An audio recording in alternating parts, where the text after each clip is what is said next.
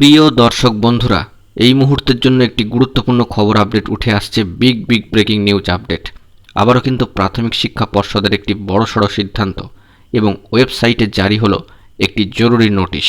অত্যন্ত গুরুত্বপূর্ণ খবর এবং তার সাথেই থাকছে 16,500 বিএডদের নিয়ে গুরুত্বপূর্ণ খবর। এই ভিডিওটিকে তাই অবশ্যই শেষ পর্যন্ত দেখে নেবেন এবং চ্যানেলটিকে সাবস্ক্রাইব করে নিয়ে সঙ্গে থাকবেন। বন্ধুরা, আজকের দিনে দাঁড়িয়ে প্রাথমিক শিক্ষা পর্ষদের একটি বড়সড় সিদ্ধান্ত। আবারও কিন্তু এ বিষয়ে একটি জরুরি নোটিফিকেশান দিয়ে দেওয়া হলো সরাসরি প্রাথমিক শিক্ষা পর্ষদের আপডেটেড মডিফাইড যে নতুন ওয়েবসাইটটি নির্মাণ করা হয়েছে সেখানেই গুরুত্বপূর্ণ বিষয়টিকে এই ভিডিওতে তুলে ধরছি, তাই অবশ্যই শেষ পর্যন্ত চোখ রাখবেন ভিডিওটির মধ্যে। বন্ধুরা, একটি বড় সিদ্ধান্ত প্রাথমিক শিক্ষা পর্ষদের তরফ থেকে নিয়ে ফেলা হয়েছে।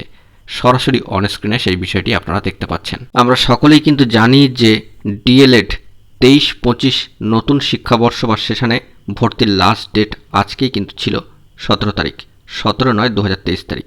কিন্তু due to some technical errors occurs in the server of WBBPE for submission application for admission in the session 2023 to 2025 in the 2-year DLED course, the last date for submission of such application has been extended up to 24th of September 2023 till 2359 hours by order। অত্যন্ত গুরুত্বপূর্ণ একটি notice করে দেওয়া হয়েছে একেবারে প্রাথমিক শিক্ষা পর্ষদের অফিসিয়াল ওয়েবসাইটে যে টেকনিক্যাল এররের জন্য সার্ভারে প্রবলেম রয়েছে এবং এই প্রবলেম কিন্তু চলছিল। তাই ডিএলএড 23-25 নতুন শিক্ষাবর্ষে অ্যাডমিশনের জন্য ভর্তির সময়সীমা বৃদ্ধি করে দেওয়া হলো আরও এক সপ্তাহের জন্য। 24/9/2023 পর্যন্ত এই ভর্তি কিন্তু চলবে। তো West Bengal board of primary এডুকেশনের তরফ থেকে এই বিশেষ বার্তাটি কিন্তু দিয়ে দেওয়া হয়েছে। The last date of submission of application has been extended up to 24th September 2023 by order.